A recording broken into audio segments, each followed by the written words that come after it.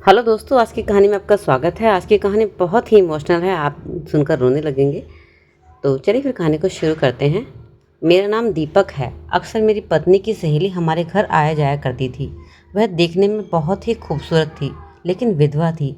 एक रात वह अपनी बेटी को हमारे घर छोड़कर चली गई। उसे कुछ काम था, इसलिए उसे जाना था। लड़की बहुत ही ज़्यादा माँ की तरह खूबसूरत थी। उसको देखकर तो मेरी हवस जाग उठी थी। एक दिन मेरी बीवी अपने मायके चली गई और रात वहीं रुक गई। मौका पाकर मैं घर आ गया और उस लड़की को मैंने अपने कमरे में बुला लिया। लेकिन यह देखकर मेरे होश उड़ गए कि वह लड़की तो अपने आप ही मेरे सामने हमारी पड़ोसन होने के साथ साथ मेरी बीवी की बहुत अच्छी दोस्त भी थी। लेकिन वह विधवा थी, लेकिन उसकी खूबसूरती देखते ही बनती थी। वह हमारे पीछे वाली गली में रहा करती थी। उसकी और मेरी बीवी की अच्छी दोस्ती थी। एक दिन उसे किसी काम से शहर जाना था, तो उसने अपनी बेटी को हमारे घर छोड़ दिया। उसकी बेटी भी माँ की तरह बहुत ही खूबसूरत थी। मैं उसकी खूबसूरती देखकर दीवाना सा हो गया। किसी गरीब को खूबसूरती मिल जाना बहुत ही खुशकिस्मत की बात है। मैं उसके हुस्न का दीवाना हो गया था। मैंने एक रात अपनी पत्नी को कॉफ़ी में नींद की गोलियां मिला दी और फिर उसको वह कॉफ़ी पिला दी, जिसको पीकर उसे गहरी नींद आ गई। मैं उठकर उस लड़की के कमरे में आ गया और फिर उसके बाद जो मैंने उस लड़की के साथ जी भर के किया, अपनी हवस पूरी। खूबसूरत औरत हमेशा मर्द की कमज़ोरी होती है, जिससे वह बहन ना चाहते हुए भी उसकी तरफ खिंचा चला जाता है। और फिर खूबसूरत लड़कियों की तो बात ही कुछ और होती है। उसकी खूबसूरती देखकर मैं उसकी ओर खिंचा चला जा रहा था और अपने ऊपर कंट्रोल कर पाना मेरे लिए मुश्किल हो रहा था। खूबसूरती है ही ऐसी चीज़ जो मर्द को अपने लुभाने का जल्दी काम करती है। इसके आगे मर्द अपनी वफादारी भी भूल जाता है, और मेरे साथ भी यही हुआ था। मेरी पत्नी की सहेली को किसी काम से अचानक दूसरे शहर जाना पड़ा। उसकी बेटी के एग्ज़ाम थे, इसलिए जाते हुए अपनी बेटी को हमारे घर छोड़ गई, क्योंकि उन्हें हम पर पूरा विश्वास था। उसकी 14 साल की बेटी, जिसका नाम सोनिया था, उसे देखकर मेरे अंदर एक आग सी लग गई। आज मैं जब घर पर आया तो वह मेरे आगे पीछे घूम रही थी। कभी मुझे चाय बनाकर देती तो कभी मेरे पास बैठकर मुझसे बातें करती। उसकी इस अदा ने मुझे बहुत परेशान कर दिया, मुझे दीवाना सा कर दिया। ऐसा जी चाह रहा था कि मैं आज उससे अपनी हवस का शिकार बना डालूं। मैं उसे पाने के लिए अब आईडी ढूंढने लगा था। मुझे अपनी उम्र और उसकी उम्र की भी कोई फिक्र न थी, अपनी बीवी की भी परवाह न थी। उसे यहाँ पर आए हुए अभी एक ही दिन हुआ था, लेकिन वह हम सब में इस तरह से घुल मिल गई थी जैसे वह हमारे साथ कितने दिनों से रह रही हो। मुझे अंकल कहा करती थी, जैसे हमारे घर पता नहीं कब से यहाँ थी। मैंने भी बहुत प्यार से उसे अपने घर में रख लिया था। उसकी खूबसूरती ने मुझे पागल दीवाना सा कर दिया था। इतनी खूबसूरत लड़की मैंने आज तक नहीं देखी थी। खूबसूरत होने के साथ साथ वह बहुत समझदार लड़की भी थी। उसकी उम्र लगती ही नहीं थी कि 14 साल की है। उसने तो आते ही पूरे घर को संभाल लिया था। पूरे घर में मैं और मेरी पत्नी के अलावा कोई नहीं था। मेरे माँ बाप गाँव में रहते थे। हम इतने बड़े शहर दिल्ली में अकेले रहते थे, और हमारे अभी तक कोई भी औलाद भी नहीं थी, जिससे मेरी बीवी को घर खाली खाली सा लगता था। मगर उस लड़की के आने पर मेरी बीवी बहुत खुश हो गई। अब हमारा घर भरा हो गया था, क्योंकि उसे भी किसी का साथ मिल गया था, और वह दोनों मिलकर घर का काम बड़ी आसानी से साथ मिलकर करने लगी। और मेरी पूरी नज़र हमेशा सोनिया की खूबसूरती पर रहती थी। एक दिन मैंने सोनिया को चाय लाने को कहा, तो वह जल्दी से उठकर चाय बनाने के लिए किचन में चली गई। उस टाइम मेरी पत्नी छत पर कपड़े सुखाने के लिए गई थी, और मैंने उस मौके का फ़ायदा उठाकर उसको अपने पास बिठा लिया और उसकी खूबसूरती को ऐसे ताकने लगा जैसे मैं कई दिनों का प्यासा हूँ। मैं दीवानगी में खो गया। तब मुझे हाथ से हिलाते हुए वह कहने लगी, क्या हुआ अंकल, क्या देख रहे हो? पर मैंने उसे एहसास नहीं होने दिया कि मेरे मन में क्या चल रहा है। मैंने उससे कहा कि आज शाम को मैं उसे अपने साथ आइसक्रीम खिलाने ले जाऊंगा। इतना सुनते ही वह बहुत खुश हो गई और कहने लगी, आइसक्रीम? हाँ, मैं ज़रूर खाऊंगी, क्योंकि वह लोग बहुत गरीब थे। आइसक्रीम उनके नसीब में रोज़ रोज़ नहीं होती। उसका बाप भी नहीं था, इसलिए वह बहुत खुश हुई। और ऐसे लोग तो इन चीज़ों के लिए तरसते रहते हैं, और मैं बस इसी बात का फ़ायदा उठाना चाहता था। थोड़ी देर बाद मैं मेरे पास से उठकर अपने कमरे में चली गई और फिर मैंने गहरी सांस भरी। शाम हुई तो मैं उसे आइसक्रीम खिलाने के बहाने बाहर ले गया। अगले दिन मैं सोफे पर बैठा टीवी देख रहा था, और सोनिया अपने रेड कलर के सूट में मेरी पत्नी का हाथ बटा रही थी, और उस सूट में और भी ज़्यादा खूबसूरत लग रही थी, क्योंकि वह सूट नेट का था। उसका आधा गोरा बदन उसमें से बाहर झांक रहा था। वह मेरी पत्नी से ज़्यादा खूबसूरत और हसीन लग रही थी। मैं फिर चुपके चुपके उसे देख भी रहा था। वह भी कभी कभी मुझे मुस्कुराकर देख रही थी। मेरी बीवी खाना पकाने में बिजी थी और मैं सोनिया को देखने में। एक दिन अचानक ही मेरी बीवी को मायके जाना पड़ा। उनकी माँ की तबीयत खराब थी। मैं भी उसी के साथ गया था। मैं दिल ही दिल में खुश भी था कि चलो मैं अपनी बीवी को मायके छोड़कर आऊँगा तो मुझे सोनिया के साथ समय बिताने का मौका मिल जाएगा। लेकिन मेरी बीवी के घर वालों ने मुझे रात को घर वापस ही नहीं आने दिया और मेरे सारे अरमानों पर पानी फिर गया।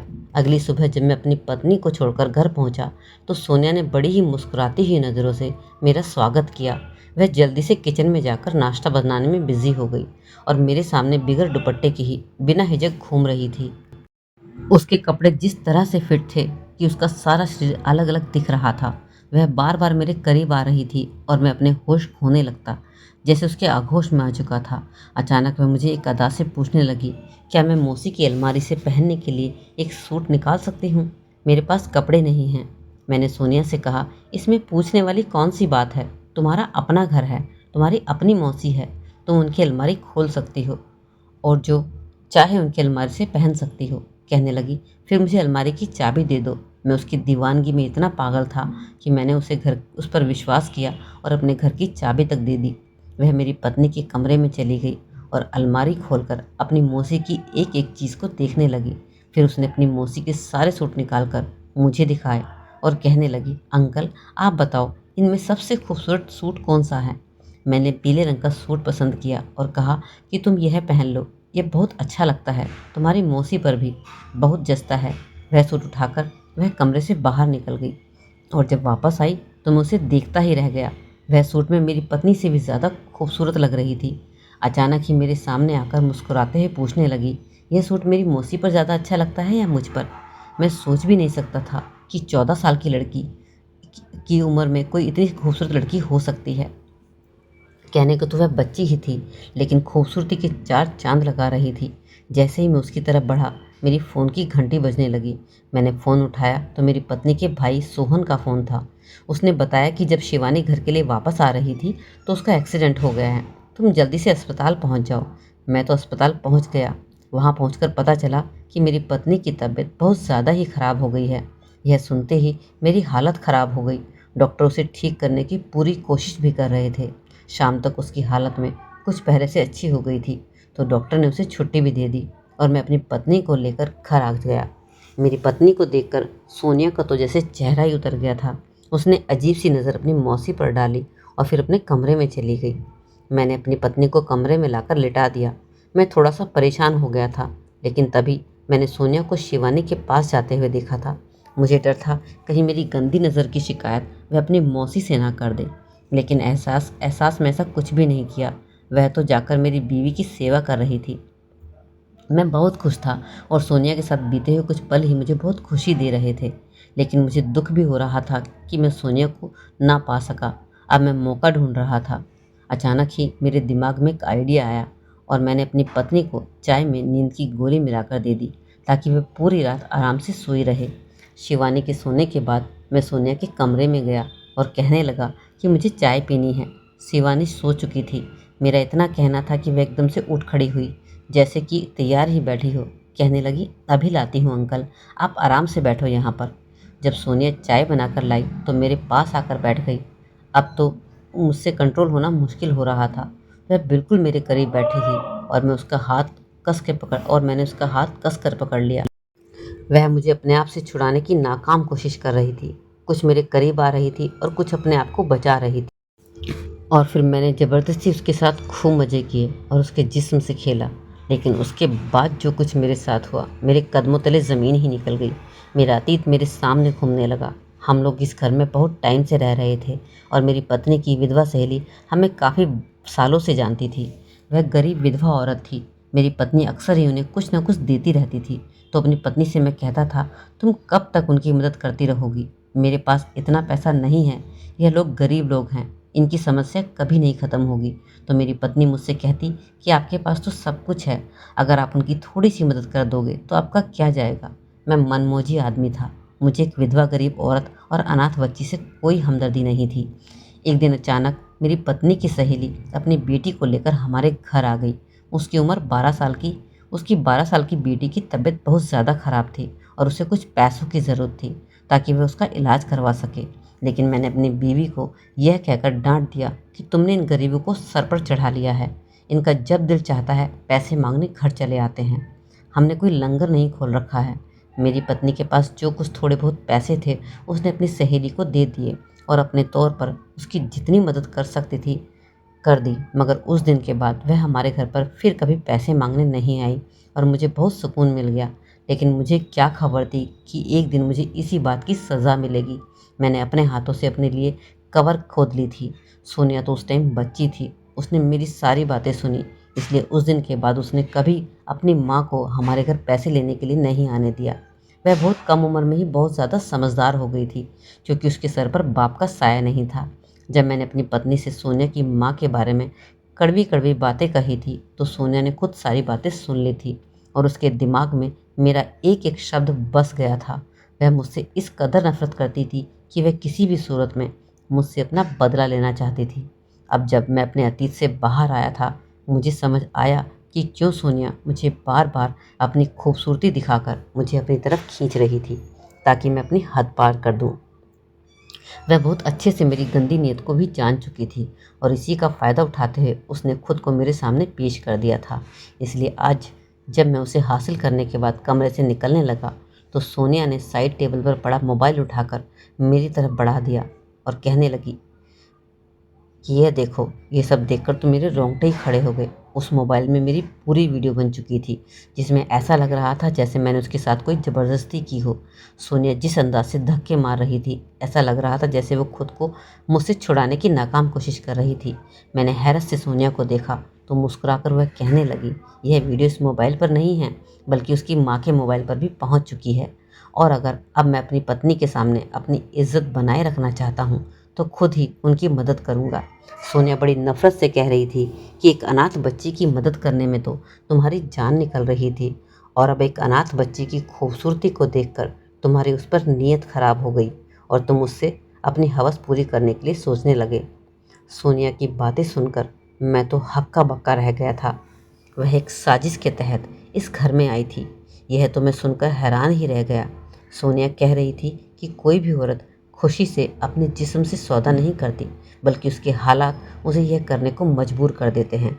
सोनिया कहने लगी, जब उसके घर पर कुछ खाने को नहीं होता था और हम एक ही टाइम की रोटी के लिए तरसते थे तब मैंने उसकी मदद करने से साफ इनकार कर दिया था, जबकि मेरे पास पैसों की उस समय कोई भी कमी नहीं थी।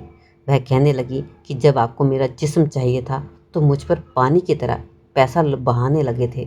मुझे आइसक्रीम खिलाई, मुझे नए कपड़े पहनने के लिए राज़ी हो गए। अब तुम्हें क्या करना है यह सुन लो। अब हर महीने मेरे घर का पूरा खर्चा तुम उठाओगे। मेरे घर में राशन तुम मेरे घर पहुंचाओगे, नहीं तो मैं यह वीडियो तुम्हारी पत्नी को दिखा दूंगी और तुम पर रेप का केस भी लगा दूंगी। सोनिया की बात सुनकर तो मेरी जान ही निकल गई, मेरे पैरों तले ज़मीन ही निकल गई, क्योंकि मैं सोच भी नहीं सकता था कि यह बात कभी मेरी पत्नी को पता चले। मैंने सोनिया से कह दिया कि मैं हर महीने तुम्हारी सारी ज़रूरतें पूरी करूँगा, तुम्हारे घर में राशन डलवाऊँगा। लेकिन सोनिया ने एक और शर्त मेरे सामने रख दी जिसने तो मेरा दिमाग पूरी तरह से हिला कर रख दिया। वह कह रही थी कि मेरा जो दूसरा फ्लैट है उसके नाम करना होगा। यह सुनकर तो मेरे कदमों तले ज़मीन ही निकल गई। मैं लड़खड़ाते हुए कदमों के साथ अपने कमरे से चला गया। अगली सुबह सोनिया की माँ उसे आकर अपने साथ ले गई, लेकिन सोनिया जाते जाते मुझे धमकी देकर गई कि अब से मुझे उसका सारा खर्चा उठाना होगा और अगर एक हफ्ते के अंदर अंदर मैंने अपना फ्लैट उसके नाम नहीं किया तो मेरे द्वारा किए गए कर्मों पर पर्दा हटा देगी। मैं सोनिया की बात मानने पर पूरी तरह मजबूर हो चुका था, क्योंकि मैं अपना घर बर्बाद नहीं करना चाहता था। मैंने कुछ ही दिनों में उसके नाम फ्लैट कर दिया। जिस लड़की को बहुत ही सीधा साधा, मासूम और शरीफ समझकर और अंजाम समझता था, जिसके चलते मैंने अपनी सारी हदें पार कर दी थी, वह तो बहुत ही चालाक निकली। जब ज़माने में हम जैसे लोग मौजूद होते हैं जो किसी अनाथ और गरीब लड़की को सहारा देने के बजाय उसकी इज्जत को तार तार करते हैं, उनकी मदद नहीं करते, तो वे खुद ब खुद ऐसी बन ही जाती हैं। यही नहीं बल्कि हम जैसे मर्द उन्हें तवाइफ तक बना देते हैं।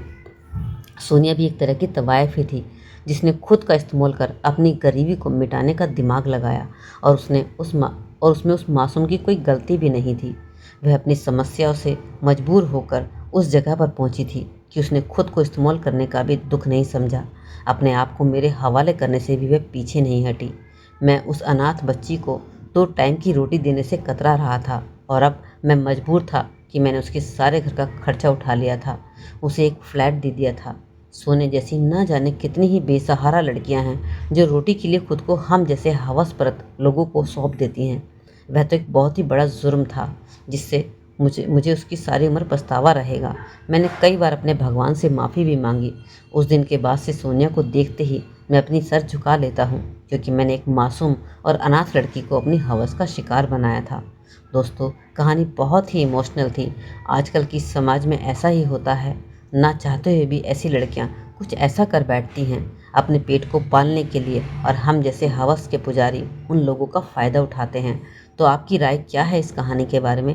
एक कमेंट सेक्शन में कमेंट ज़रूर छोड़िएगा। कहानी को लाइक तो आपने कर ही दिया होगा और चैनल को सब्सक्राइब भी कर ही दिया होगा। तो इसी तरह अपना सपोर्ट बनाए रखें।